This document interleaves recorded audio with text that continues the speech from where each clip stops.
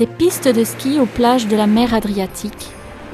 La province de Pescara est la gardienne d'un patrimoine de bourgs, parcs, traditions et innovations. Pescara se pose comme porte d'entrée à l'ensemble du territoire. En plus des parcs nationaux de la Maiella et du Gran Sasso, la province de Pescara compte 10 réserves naturelles régionales et nationales et 5 zones protégées et parcs territoriaux. La montagne, mer des Abruzzesi, est la destination idéale pour excursions le long des sentiers qui relient des refuges antiques et permettent de découvrir des espèces protégées. Cerfs et aigles dominent la réserve naturelle de la Lama Bianca, la lame blanche, un espace de 1400 hectares environ dans la commune de Santa Eufemia à Maiella. Dans la vallée de l'Orfento, à Caramanico Terme, c'est l'eau qui modèle un véritable canyon, ce qui se vérifie aussi dans les territoires de Bolognano et San Valentino, sculptés par le fleuve Orta.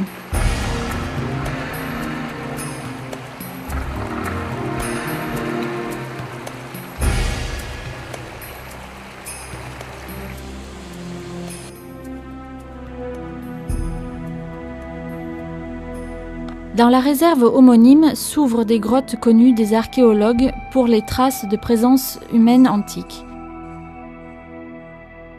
La Grotta Scura est celle des Piccioni.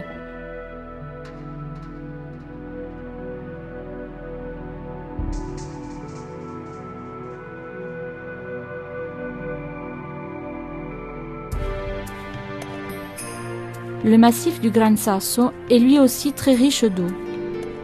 Cours souterrain qui réaffleure, près de Farindola, formant la cascade enchanteresse du Vitello d'Oro, que l'on peut atteindre depuis l'aire faunistique du Chamois.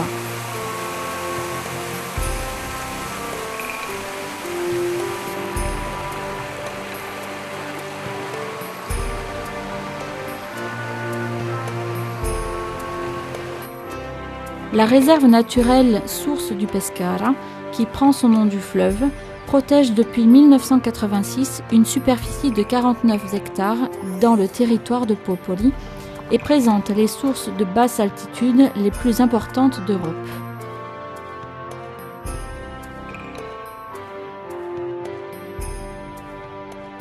Dans les communes de Britoli, Civitella, Montebello di Bertona, Farindola, Carpinetto della Nora et Villa Celiera s'étend la réserve naturelle du Voltigno Vallée d'Angri, avec des bois d'érable vivaces. Orchidées, sapins blancs et rouges, chênes verts, rouvres et filerea comptent parmi les espèces végétales de la réserve de Monterotondo, à cheval sur la province de l'Aquila. Et dans le jardin botanique de la Maiella, on peut admirer plus de 200 plantes de la flore locale.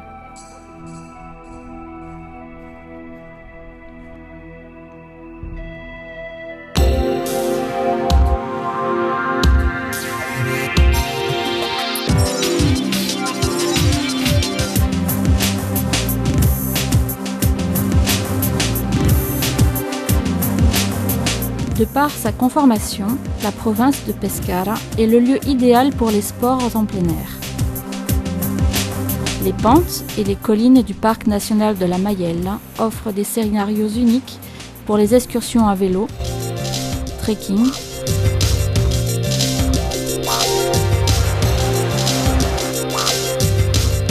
VTT,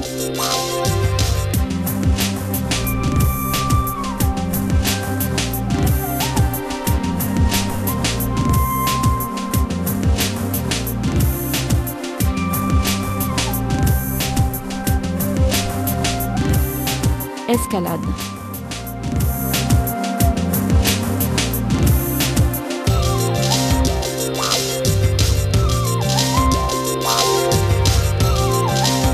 Les côtes venteuses de Tocco da Casauria, entre le Morrone et le mont Osa, exaltent les émotions du parapente.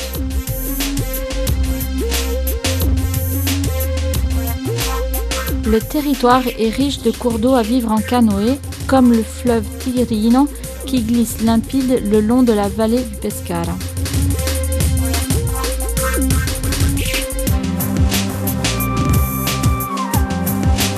En mer, laissez libre cours à tous les sports nautiques. Près de la côte, on peut s'exercer à pratiquer la voile, le kitesurf, la planche à voile ou bien l'immersion.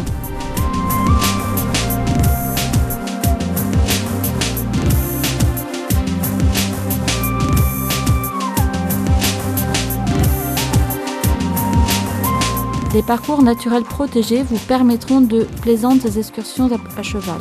La totalité du territoire offre un décor enchanteur pour le tourisme équestre.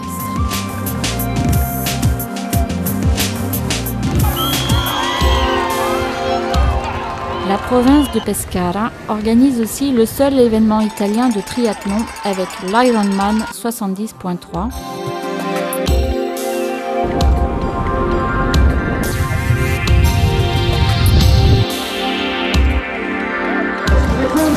Il primo vincitore del primo Ironman 70.3 in Italia, Daniel Fontana!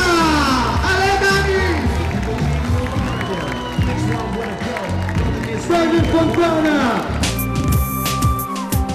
Et puis encore le canyoning et la spéléologie, également sous-marine.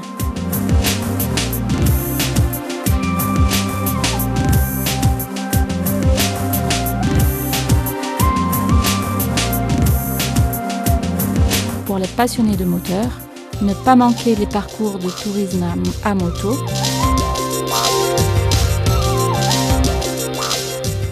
motocross et également quelques promenades en quad.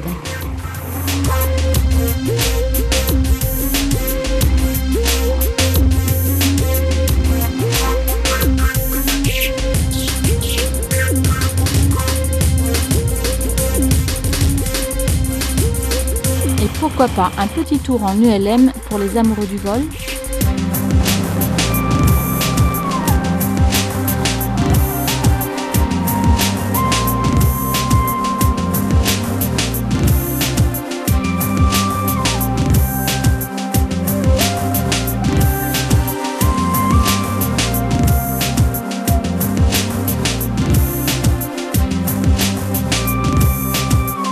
Depuis 1576, nature, cure thermale et relax font de Caramanico Terme une destination privilégiée pour le bien-être.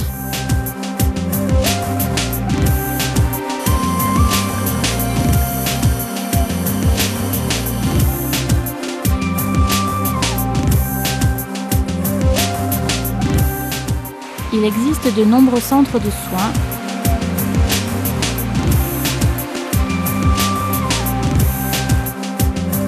un ensemble de parcours pour la santé et la beauté dans un écrin de verdure, climat idéal pour la thérapie et le repos.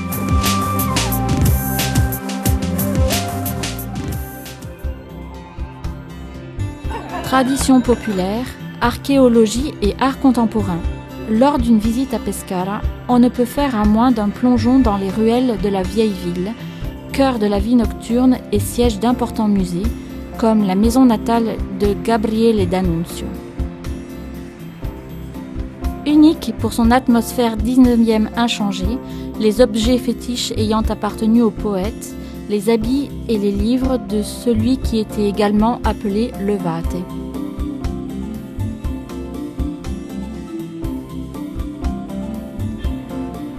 Le bagne borbonique voisin, ce qu'il reste d'une majestueuse forteresse du XVIe siècle, abrite le musée des gens des Abruzzes, almanach anthropologique de l'histoire millénaire locale.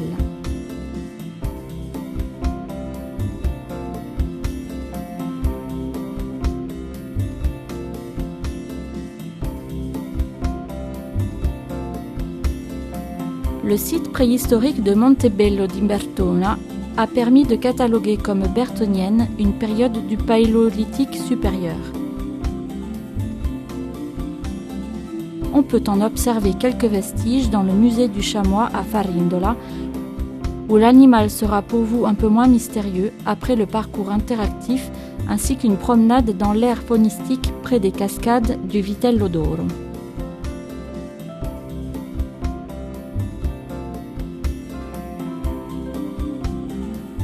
À Popoli, c'est le loup, l'hôte d'honneur du centre de visite des gardes forestiers, Une aire née comme banque génétique dans laquelle les loups blessés ou victimes de braconnage vivent en semi-liberté, l'idéal pour les familles.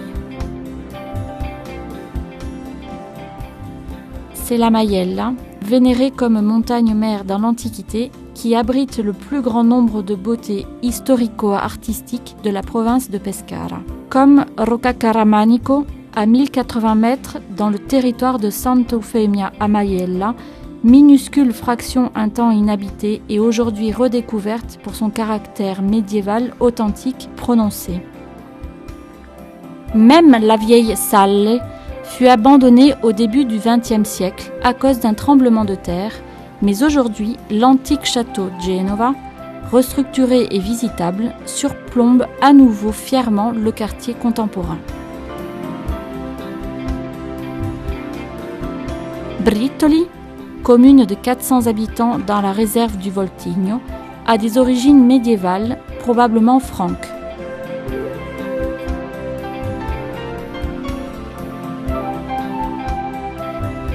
C'est un hôtel qui est à la base de l'idée de la restauration du bourg antique de Corvara.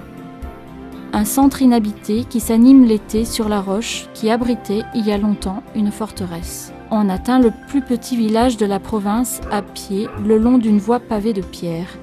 Il garde en son sein des mémoires romanes de l'école casoriense à la cime d'un paysage majestueux de bois et de roches crayeuses. Antique joyau de spiritualité, abbayes et ermitages au charme intemporel constellent la province de Pescara. Un lieu magique, rouvert au public après les dommages dus au tremblement de terre, est l'abbaye de San Clemente dans la commune de Castiglione a Casauria, le point le plus notable de l'architecture romano-gothique des Abruzzes. Fondée en 871 par Ludovic II, le rayonnement de cette abbaye au XIIe siècle était aussi important que celui de Monte Cassino.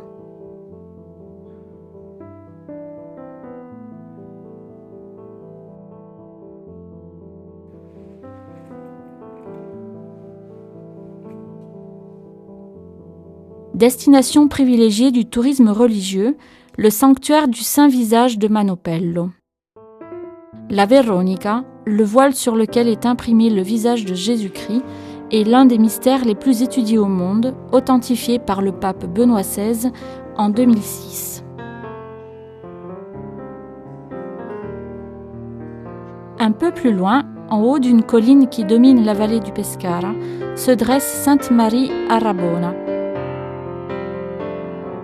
Exemple unique de gothique français, l'abbaye domine un lieu dédié au culte de la Bona Dea, la bonne déesse, en époque pré-chrétienne.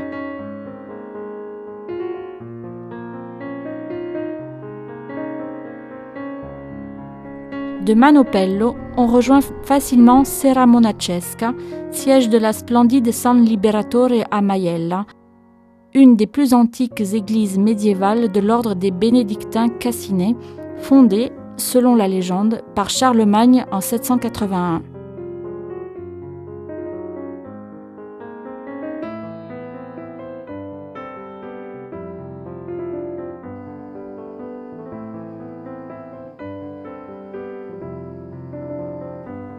Le long de la vallée du fleuve Orta, sur les terres de Caramanico Terme, on peut visiter l'église de San Tommaso, qui garde en son sein un témoignage sculpté de claire inspiration byzantine, parmi les plus beaux dans les Abruzzes, le Christ et les 12 apôtres. Les amants de la montagne en quête de spiritualité trouveront aux quatre coins de la Maiella plus de 40 ermitages spectaculaires, dont beaucoup ne sont accessibles qu'à pied, comme San Bartolomeo in Leggio al Groccamorice, refuge de Pietro da Morrone, futur pape Célestin V, un lieu de culte creusé dans le flanc de la montagne, encore aujourd'hui lieu de pèlerinage. L'ermitage de San Spirito, le plus grand de la Maiella fondé avant l'an 1000, est accessible en voiture.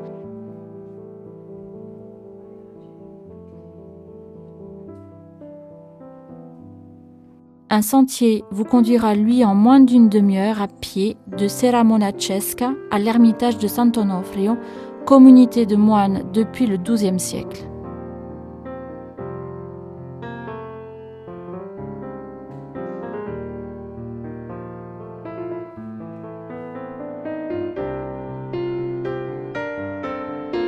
le sanctuaire du béatifié Nunzio Sulprizio à Pesco San Solesco est moderne quant à lui.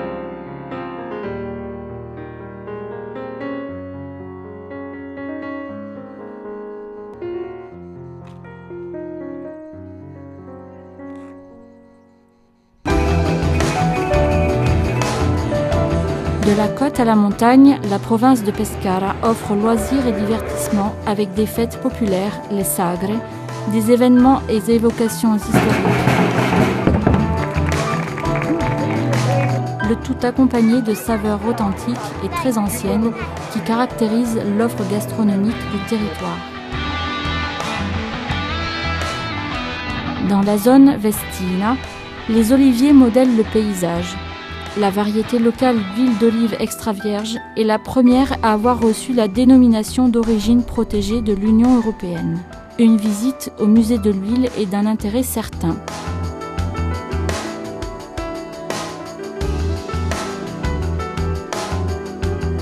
La route de l'huile entrecroise celle du vin. Montepulciano, Trebbiano d'Abruzzo accompagne les plats traditionnels ou innovants préparés par les meilleurs chefs de la province. Optimal et toujours frais, le poisson de l'Adriatique est à la base de la gastronomie du littoral. Dans les restaurants de la côte, il est possible de goûter tous les types de poissons, grillés ou bien cuits au four. La redécouverte de saveurs et de métiers antiques a ramené dans les villages de l'intérieur des terres des cultures presque oubliées comme l'épeautre à Bateggio, quand le retour à l'élevage pastoral à Farindola permet de goûter encore à l'authentique pecorino, fromage de brebis des Abruzzes. Les macaronis à la molinara, façon meunière, remontant au XIXe siècle, sont des pâtes grossières tirées à la main, symbole de la cuisine de Villa Celliera, plus connu pour ses savoureux arrosticini, de petites brochettes de viande de brebis grillées et servies avec pain et huile d'olive nouvelle.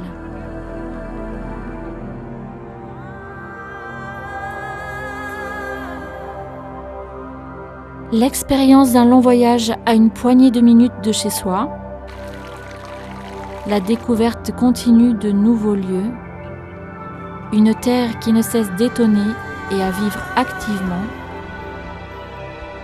la province de Pescara et ses montagnes à portée de la mer.